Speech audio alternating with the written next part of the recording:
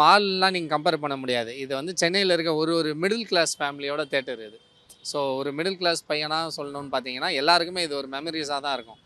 அந்த வயசுல சின்ன வயசுல நம்ம கிடைக்கிற காச போட்டு ஒரு ரூ. 50வோ, ரூ. 30வோ ஏதோ ஒரு போட்டு டிக்கெட் எடுக்கிறதுக்கு இந்த தியேட்டர் தான் பெஸ்ட்டு. ரூ. 10 டிக்கெட்டும் கிடைக்கும்.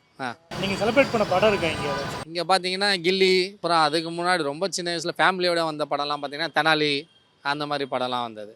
ஃபர்ஸ்ட் டே ஃபர்ஸ்ட் ஷோ இதுவரைக்கும் டிக்கெட் இங்க கிடைச்சதா சரித்திரமே இல்ல எனக்கு. ஆனா ட்ரை பண்ணோம். கிடைக்கல எங்களுக்கு.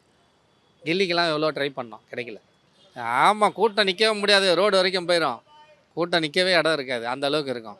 பால் அபிஷேகம் இந்த இடத்துல இந்த இது போட்டிருக்காங்களே ஃபுல்லா. போஸ்டர் ஃபுல்லா விஜய் போஸ்டர் அந்த போஸ்டர் தானே இருக்கும். மேலே ஏறி அவ்வளோ ஹைட்டில் ஏறி பால் அபிஷேகம் பண்ணுவாங்க. இது பண்ணுவாங்க. இந்த சைடு தார தப்பட்டை அடிச்சுட்டு ஃபுல்லாக ஒரே இதாக தான் ஃபெஸ்டிவல் மாதிரி இருக்கும்.